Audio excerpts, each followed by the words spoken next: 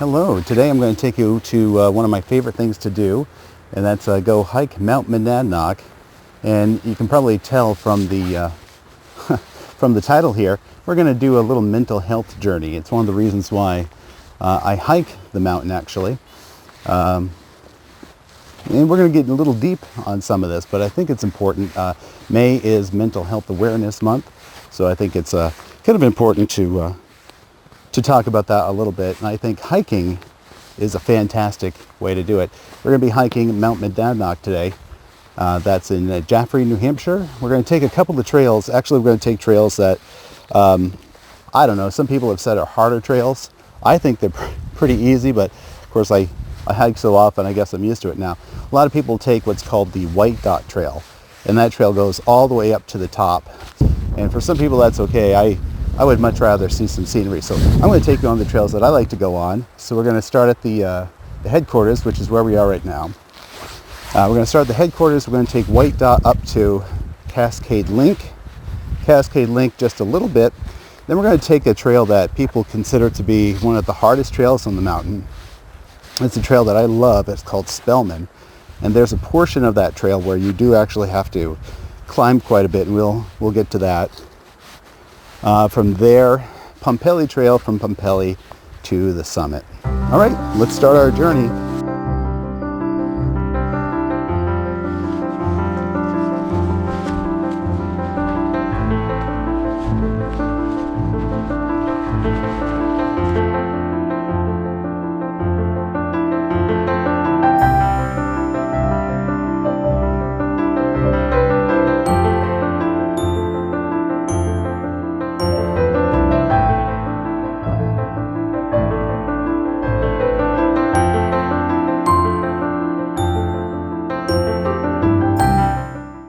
We're 22 minutes into the hike, and we're at the junctions of Cascade Link now. One of the cool things you can probably see in the corner here, this is called Falcon Spring, and it's right at the junction of the White Dot and Cascade Link. I like to stop here. This is a good place to take your first little break if you want to get a sip of water or something, because like I said, it's not a hard trail, the White Dot, but coming up to this point, it's straight up. So, you know, you might want to get a sip real quick and enjoy the view, because it's pretty cool. It's Mother's Day 2021, and it's a gorgeous day to go hiking today for sure.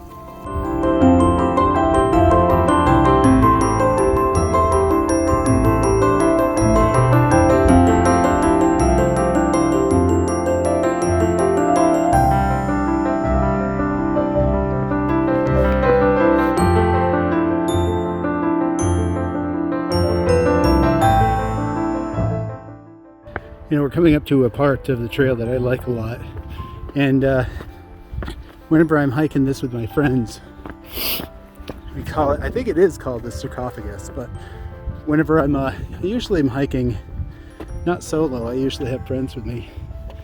Morgan and Brian usually go with me, but today is Mother's Day, and again, keeping in the theme of keeping your mind occupied, you know, I haven't been able to see my mom in well over a year because of COVID. She's in a nursing home. So, in the spirit of keeping your mind occupied, hike on Mother's Day, you know? And this here is called the sarcophagus for obvious reasons, and every time we pass it, we have to quote National Lampoon's Vacation. Look, kids, Big Ben. European Vacation, anyway. But we always pass it. Say, look, it's the sarcophagus. Parliament. So May is Mental Health Awareness Month, and I wanted to take some time to do a little something special, because this is a very important issue to me. Really deep issue, actually. And I think a lot of people have a lot of trouble talking about it.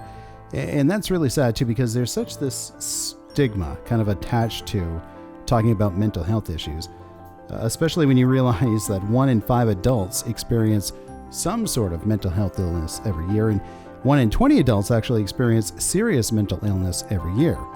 And, you know, I've never thought I would say this publicly, but yes, I am one of those people. I've suffered from major depression since witnessing some traumatic events when I was 8 years old, and for me it got a little worse when I discovered my ex-wife's affair in 2012. That left me completely devastated, lost, and confused, and it was a rough time. A lot of darkness there.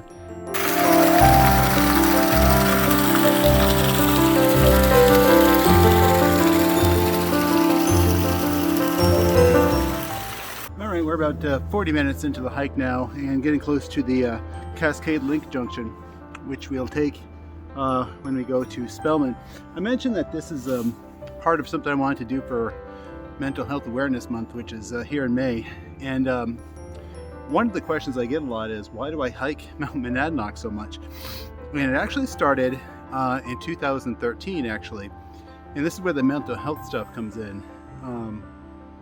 Right after I went through a pretty traumatic time emotionally, back in November of 2012, I discovered that my wife was having an affair, and it was a pretty tough time. And soon after that, my little brother was diagnosed with stage 4 stomach cancer, and I also left my career.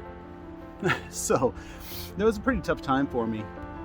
And now I was sharing custody with my son back and forth every other weekend. When it's her weekend, she gets him after school on Fridays, and she keeps him for her weekend. I won't see him again until Wednesday, like this particular weekend.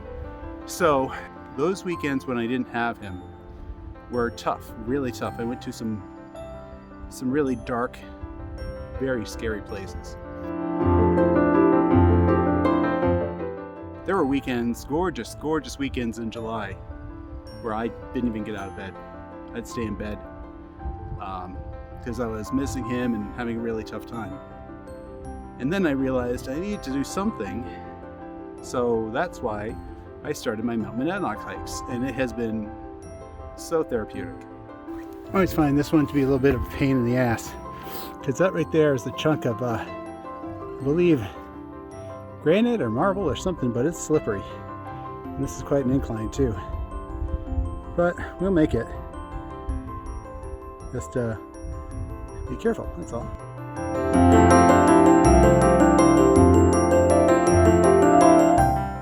My goal with this video today is to just show you, obviously, hiking the trails, that's important, of the beautiful Mount Monadnock here. But at the same time, I'm going to explain why I hike so much, and hopefully this is something that will inspire you too. And I do want to let you know that if you're watching this, if you're going through anything right now, you do matter. You really do. You might not think so, but you do. More people love you than you realize. But you got to make some changes in your life to improve the things that you don't like, the things that aren't bringing you joy right now. Nobody else is going to fix them. No, nobody's going to try to come in and help you. If that's what you're looking for, you've got to help yourself. And I know it's easier said than done. I get that, especially when those dark thoughts creep in and get into your head and you want to listen to them. But I want you to know, you can overcome all of those thoughts in your head. You really can. There's a lady who's sure all that glitters is gold, and she's buying a stairway to heaven. Because those are the thoughts, those things, those little things, those are what are preventing you from achieving the goals that you have set for yourself, goals that you can definitely get. Now, I know some of those dark thoughts can be super, super convincing, scary as hell. And then you start wondering, well, is it worth holding on to that sliver of hope? You got to recognize those thoughts for what they are. That's your depression talking. That's not you. You're better than that. You know, if you're going through something right now, get some help and do it right now. Like right now. There's nothing to be embarrassed about. There's nothing to worry about. It's only going to get better. You know, we talk about serenity. We talk about escapism. You know, just hiking a mountain to kind of keep your mind off stuff. And you do it for nature and health and good things like that. But check this out. This bothers me. This shit, man. You want to smoke, man, but Don't put your cigarette butts on the damn mountain. Crying out loud. People love you more than you know. And even people that would surprise you, I bet. I mean, do you realize how many people right now are suffering in silence? Because people don't talk about this. Many don't even know how to express what they're experiencing right now and might not even try to seek that help. And it's just going to get worse. It's going to take a lot of work. I mean, you might need to go through several therapists, several meetings, several things before you find the right one. I failed at this. I was awful. I would analyze the analysts. I failed at that. You're going to fail too. But it's okay. It happens. Don't let those voices control you. Failure doesn't make you a loser. It makes you human. Right? Don't listen to those thoughts in your head right now. Because that's not you. That's the depression. That's your mental illness. Yes, this is nice to see. Nothing like wet and a steep incline. Good times. Good times. There's a lot of different reasons why I have the symptoms and the issues that I do, but things aren't always going to be bad for you. Things weren't always nurturing and loving growing up for me, but I didn't often have times where I felt I could just relax or be comfortable. There's so much tension in my house when I was a kid. So having peaceful moments now in my adult life is really just great. Blessing, really, a delight. And it's up to me to notice the good in my life that I have, despite of all the bad stuff that's happened. The work I've done, the obstacles to everything that I've had to conquer. And the funny thing is, it's all about perspective. It's hard to be able to see that, but once you get it, once you click, oh man, you can manifest all kinds of stuff. I think it's important to acknowledge those things, acknowledge the wins and the losses too. The good days, the bad days, the times you beat your fear, the times your fear wins. Acknowledge those. Whether you're seeing a therapist right now, maybe you're about to go on some medication, you think. I don't know. Maybe you're not the one with any kind of mental health issues. Maybe you love somebody with a mental health illness. Or maybe you don't know what's going on with you, but you think there's something going on. There is lots of support out there for you. I mean, even if you want to write something in the comments of this video, by all means do that. I'll answer every one of them. And in a positive way. Now for me, what makes things better for me now, and it wasn't a therapist or Western medicine or anything. I used a very different approach. And I have to tell you, I'm glad I discovered it too. I feel so much better. Hardly ever worry about those dark thoughts anymore. I'm not always happy, but I've learned how to accept the good things in my life, not dwell on the things that I lost, because guess what? It's all about perspective. You can't change things that already have happened, can you? You can sit there and dwell on it and think about it all the time. There were times every single day I woke up, I thought about things that bothered me. But you can't change it. You can't. Remember I mentioned staying in bed all weekend when I didn't have the one thing in my life at the time that I thought was my joy, the one thing that I thought was going to bring me happiness, my son. And the days I didn't have him, I was a wreck. Well, luckily, I did find a way to snap out of that, and I realized that I needed to keep my mind occupied, right, when I was at my worst. So I didn't have to think about all these things that were bothering me. So, hiking Mount Monadnock was my solution. So I started hiking. And at first it was a way to forget about the things that I didn't have anymore. And it's turned into one of the best things I ever did. It's turned into a way to help me forget about the things I don't have anymore and really appreciate the things I do have. And if you're in, that's why I wanted to do something. May is Mental Health Awareness Month, and I wanted to do a little something to say, look, life can be shitty. Life sucks. You think you have everything going for you, and then just like that, it could be taken away. But you can't let your mind talk you out of stuff. You can't let your mind tell you you're no good, or people don't love you, or you're not worth it, or people are better off without you. You can't do that. You have to embrace what you do have and what's good. And if you have to do something like hike a mountain to keep your mind occupied and keep those thoughts at bay, then do it. And you got that power with you too, you know. No matter what kind of shit you're going through, you've got to believe in yourself, because nobody else is going to believe in you like you. And this is one of the reasons why I love movies like Back to the Future. You know, one little thing. You know, sure, my life at that time wasn't going the way I wanted it to. But boy, look at all I have. And I didn't focus on that then. I certainly do now, and I hope if you're in the same boat, you watch this and you realize you got to do something. Crawl yourself out of there, man. A walk through the woods, obviously for your physical health, is amazing. But for me, it becomes more spiritual and more of an enlightening, profound experience. It's something that's hard to really articulate here.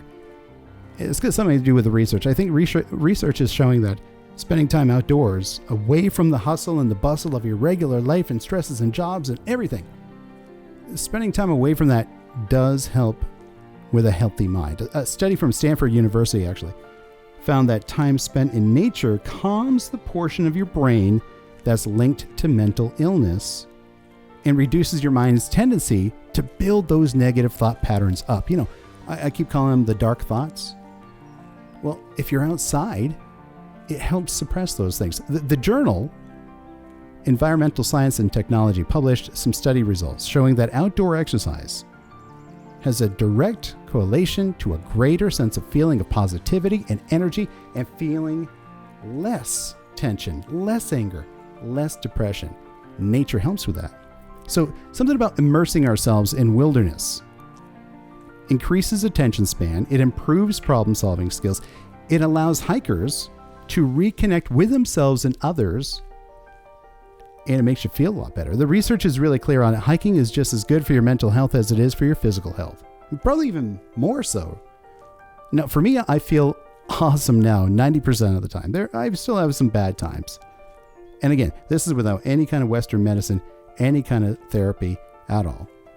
It's just learning how to accept certain things and let it go.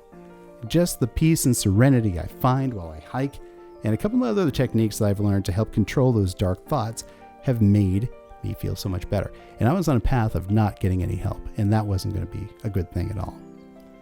So here we are, and if you're still watching this, listening to this, I'm going to assume that I haven't bored you. maybe you're either going through something right now, or maybe you know somebody who is.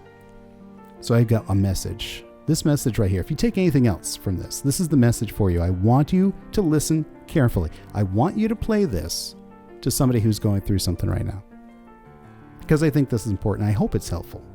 And I mean every word of this. I want you to know that no matter where you are in your life, no matter how low you've sunk, no matter how low things have gotten, no matter how bad you think your life is, no matter how bleak your situation, this is not the end for you. You're not done. You got more work to do. It's not the end of your story. It's not the final chapter of your life. No, you're not on a downhill. And I know right now, if you're going through something, it's going to be really hard to understand this. You're rolling your eyes. I know. I did too. You're rolling your eyes, not believing anything. And that's okay. But just hang in there with me, will you? Just a little bit. Hang in there. Stick it out just a little longer. It's coming right around. I can feel it for you. Stay with me just a little while longer. Better find your own Mount Monadnock, huh? Find your hiking story. Find your mental health story. Go to Mount Monadnock. Try that. Go somewhere else if you're not in the area. Any mountain will do. Any wilderness, any outdoor situation. You know, Central Park. Remember, you need to do this for you because you are worth it. You deserve it, don't you? Of course you do. And not only you, but the people who love you deserve it as well. They deserve you. Trust me when I tell you that this tough moment in your life right now, it's going to pass. And I know it doesn't feel like it. And I know you cry a lot.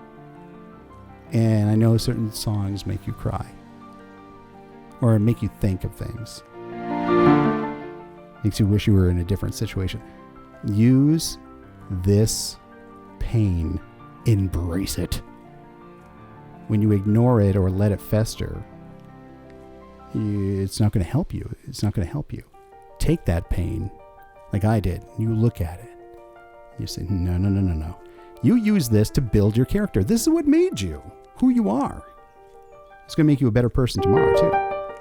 Find a greater meaning, find a greater feeling, find a greater reason, a meaning behind all this pain and sorrow that you're suffering. Because I know you're suffering. Bad. Worse than people realize. And you're going to find, I promise you, in time, you're going to turn your life around. You're going to be happier. You're going to realize that all the things that were troubling you are still there, and they're still troubling. And I'm not saying that you need to forget about things that have bothered you. You have to, but you have to incorporate that into who you are. Don't let it control you. You're going to turn your life around. You're going to help others too. That's the thing. You're going to make a video just like this someday, saying how bad things were for you. And now you want others to get better. Get through those struggles, the same struggles you had. And you're going to help them find their own Mount Monadnock.